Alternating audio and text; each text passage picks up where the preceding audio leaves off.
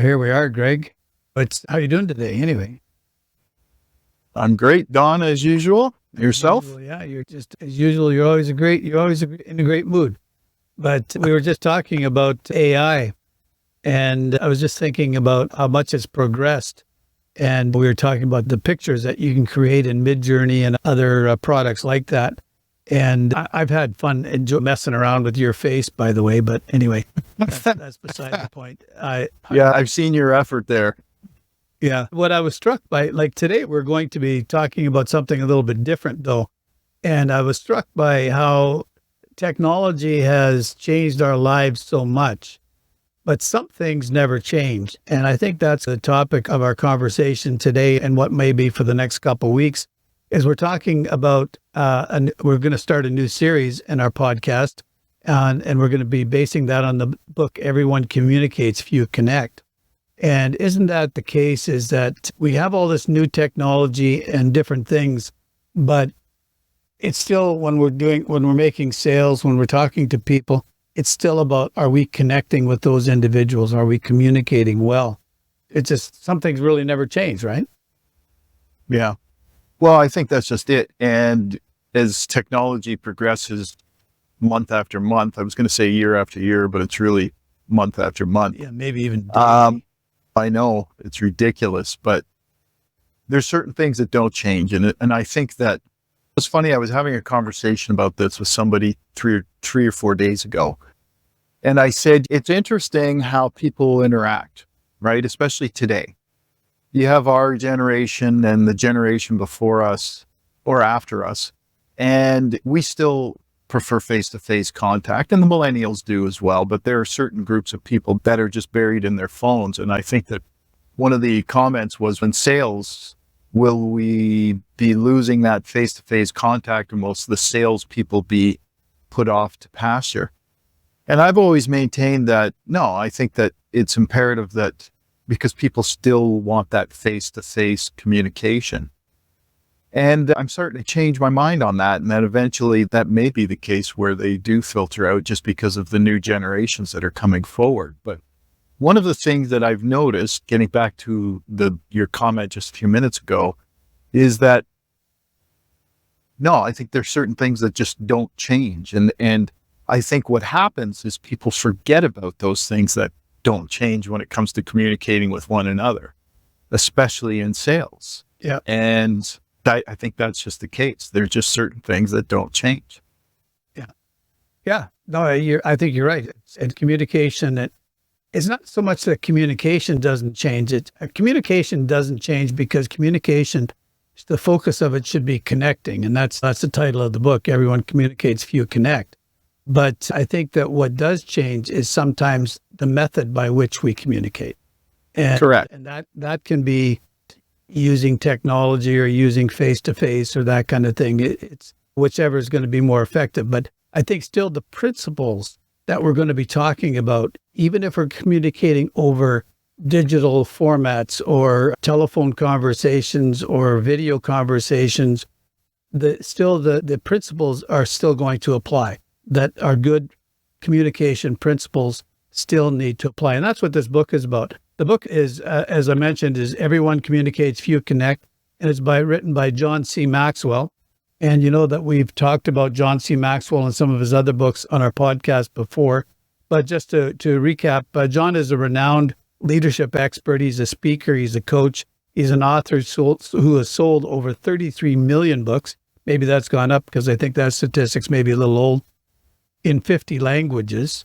And he has a career spanning over 50 years. And John has been recognized as a #1 leader in business by the American Management Association and the world's most influential leadership expert by Business Insider and Incorporated magazines.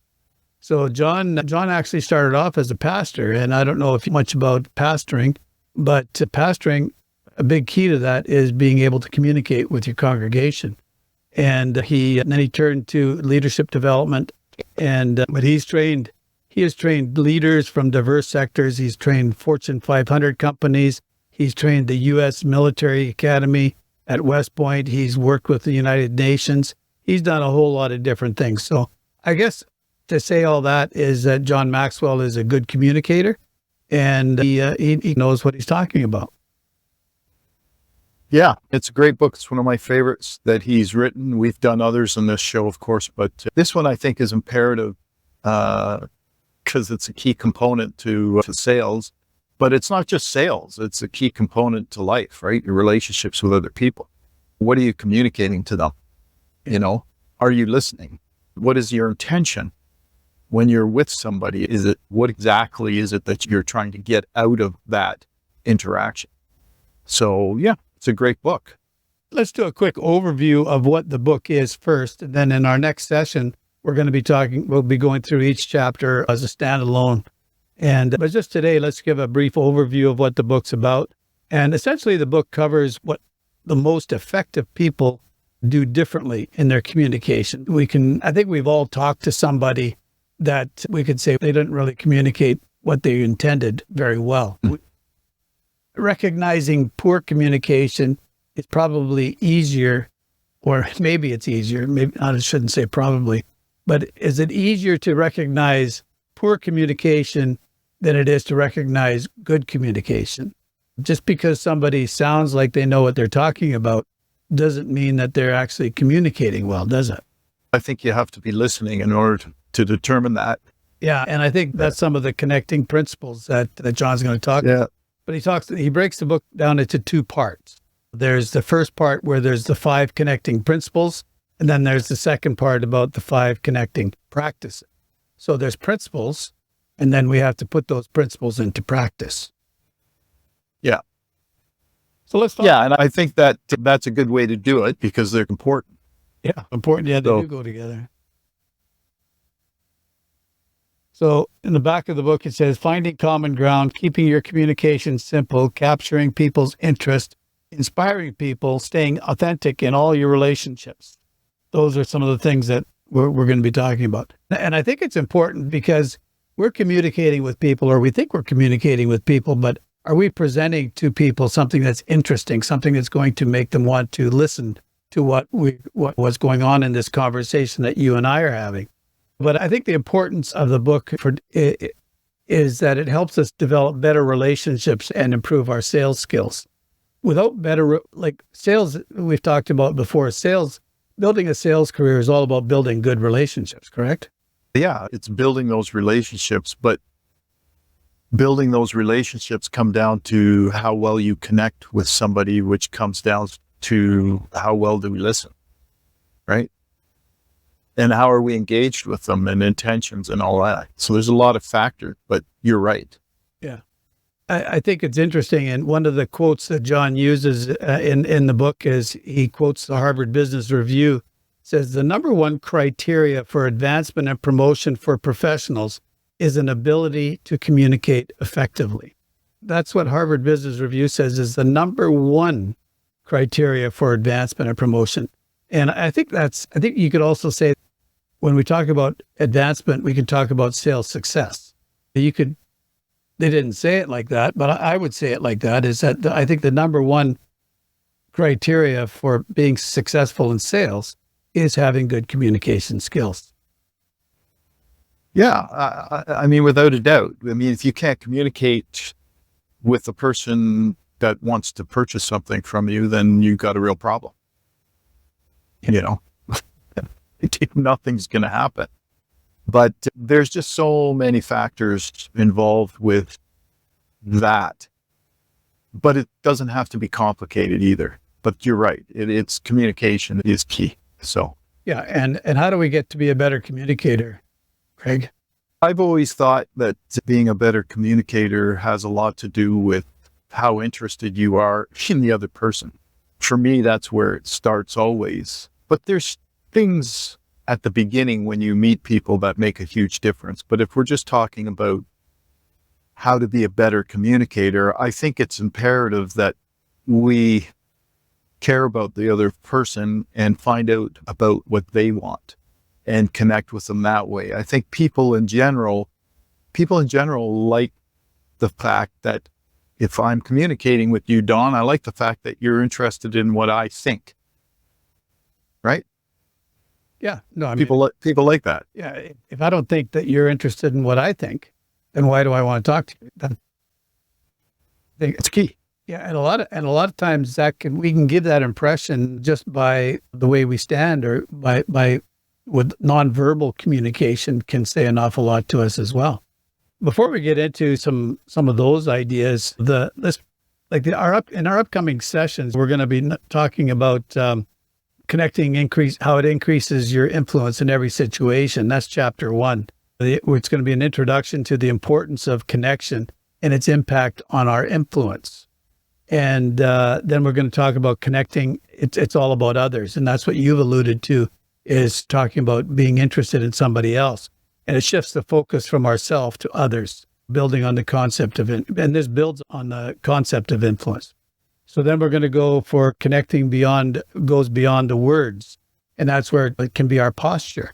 I think I've told the story before about I was at the mall one day, and I had ordered something at the food court, and I was standing there waiting, and I got funny eyes.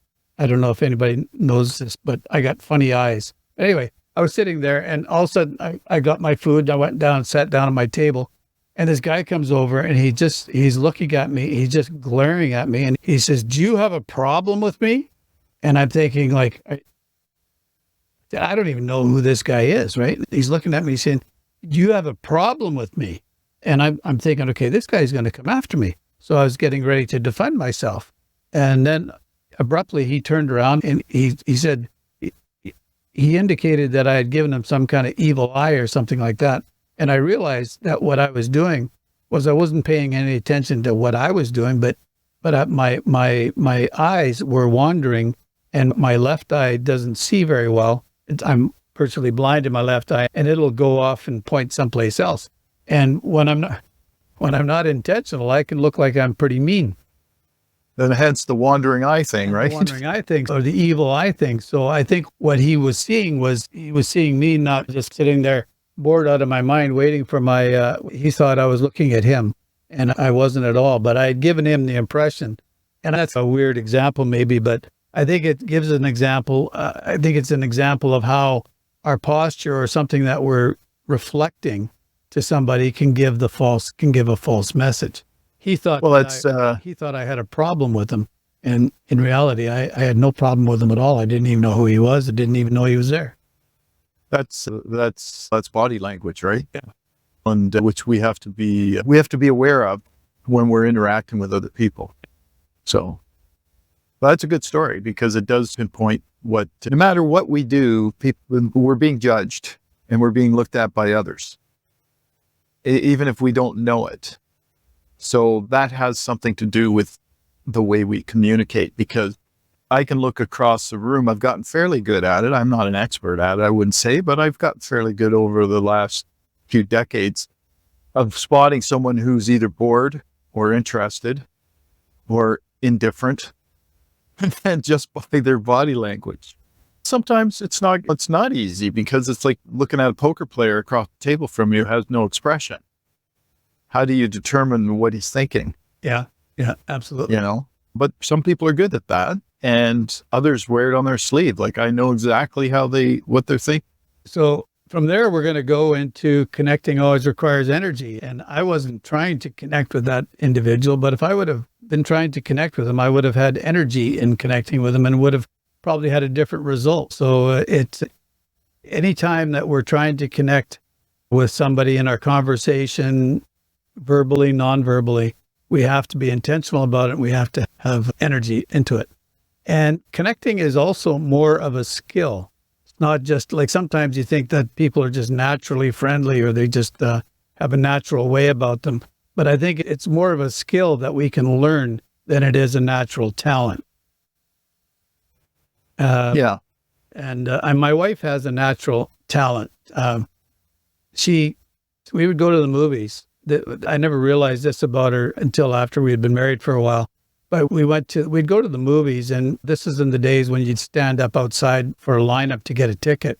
So we'd be standing in this long line for the movie, and then she'd say, "Well, I'm going to go see what's happening at the front of the line." So she'd go away for a couple of minutes, and then she would come back, and she'd say, "Come on, let's go." And I said, "What do you mean?" She said, "I'm standing in line." And she said, "I already got the tickets." And I said, "How'd you do that?" And she said, she will go to the front of the line, and see somebody that was standing there bored out of their mind, waiting in a line that wasn't moving, and she just started talking to them. And of course, the people are always happy to talk to somebody that's nice and friendly. And so they would start talking to her back, and then the line would start moving. So the line starts moving up a little bit as it goes, and she's continuing to talk to this person who thinks they found a new friend. And then when you get up to the front of the line, she says, you were here first. You go ahead. And they say, oh, no, you go ahead. So she goes and she buys the 2 tickets, comes back and gets me, who's at the back of the line, because I don't think about stuff like this. And then she goes to the front of the line. Now, some people might think that's a little bit rude, but it just goes to show you that you have that skill of connecting. There can be different advantages to it. Sure, there can be. And then to connect with somebody, then we want to talk about connecting on common ground. That's the 6th chapter. That's when we start getting into the practices. When connectors do the difficult work of keeping it simple, in order to connect with somebody, it needs to be simple, have clarity in your communication and enhance the common ground concept. Connectors also create an experience that everyone enjoys. We've all been in a situation where the person that was trying to communicate wasn't very enjoyable to listen to. And I think that's one of the things that's always amazed me about John Maxwell is you listen to him and he is an engaging speaker. I have always found him to be an engaging speaker. He tells stories, and I think that's the anecdotes that he uses. He tells personal stories, or he tells different stories that are very interesting, and he laughs. He's engaged in what he's saying. He puts energy into his talk. Yeah. No, he's always been very good that way. And if anybody wanted to get an idea of some of the best speakers, like how to be a better speaker, it would definitely be watching him on stage for sure. Yeah, there's no question. And as a result, he's a connector that knows how to inspire people. And that's going to be one of our other topics, is we're going to talk about how connectors actually inspire people. They motivate others. And then the last chapter is going to be connectors live what they communicate. So you have to be authentic in what you're doing. But I think when we look at why somebody might want to listen to these or why they want to read the book, I think came up with 5 different reasons why we want to do this topic. And it's, I think, for us to understand the power of a unique connection, understanding the difference between mere communication and true connection, and recognizing how authentic connections amplify and influence our effectiveness. When you have true communication, what does that do for your sales results? Well, think about it. If you're able to understand and connect with the person across the table from you and truly understand what they're wanting and what they need, that goes a long way to giving them what they need in terms of, if you're a salesperson, a home run, because you're not only connecting with them, your body language, whatever it is you're using as a skill set, you're actually understanding them and what they need. And that is such a powerful thing. When you're with somebody and you've been able to connect with them and they're looking at you and they're going, my God, you're right. That's exactly what you understand where I'm coming from. That's the key component to it, where you can actually help somebody get what they need and want. Yeah, I think that's one of the other things that we want to stress that people are going to get out of the book and our podcast, is that what you've just described there is developing other focused mindset, where you're focused on what's important to other people. And when we have that mindset, when it's authentic, then we're better able to improve our connection. You know, one of the most powerful questions I've used is something like, what is it you're really looking for? What do you want out of this? What are you trying to solve? What is it that you're really looking for? And when you can get behind the scenes of that, and you just keep asking questions and you're connecting, and you'll uncover what it is, which allows you to be able to give them what they want, right? Yeah. And we can uncover that in different ways too, right? When we talk about the multifaceted ways that we communicate, when we can recognize the verbal and the nonverbal signs that help it identify what a person's thinking about or how to connect with them. Those are all different things that we can help. We're going to go into some practical strategies of how to connect. I gave the example of my wife, but that's a real example. Would you have thought of doing something like that? I have done certain things like that, but yes and no. I'm probably not as outgoing as your wife is, but I'm also not as much of a wallflower as you are. So, What do you mean by that? yeah, I'm aggressive to a certain extent. It depends on what I view as being important enough to do that.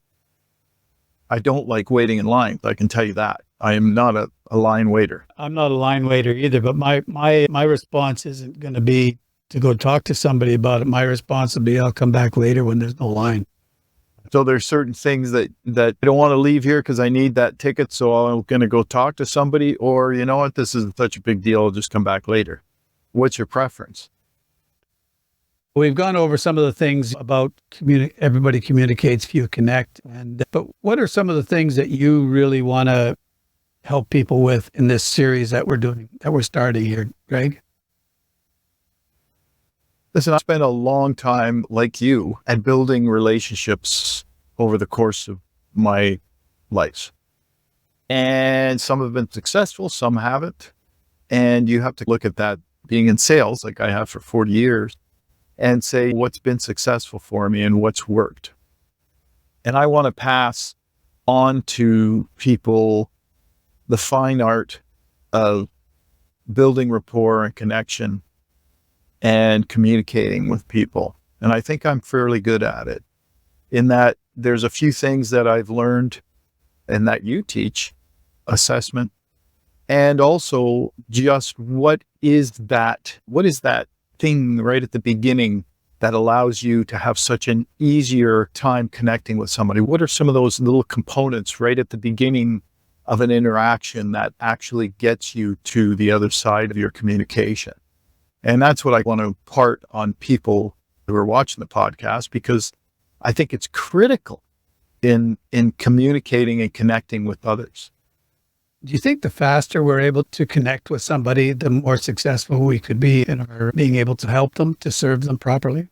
That's a really good question, Don. Yes. And I think the sooner you can get to a connection, the better, just because of the statistics say that it's so many seconds that you have in order to build some kind of a connection. But it's not to say that I haven't been able to connect with others that I never connected with in the first place. It just took a lot more effort. It does happen, but it's just easier if you can connect with them sooner than later. Yeah. Some people, you talk to them for a little while and you think, I'm never going to be able to connect with this person, right? And then you start asking yourself, do I want to? There's all kinds of different things that we could talk about, right? But I'm really looking forward to doing this series, and I'm looking forward to doing it with my friend Greg. And because Greg's been in the sales business for a long time, and he's got a lot of insight into what it takes to be successful. Thanks, Greg, for your insights on today, for introducing the book, Everyone Communicates, Few Connect. And I'm looking forward to our next week when we start our first session on connecting increases your influence in every situation. So not just sales, but connecting increases your influence in every situation. We'll see you next week. Thanks, Don. I look forward to it.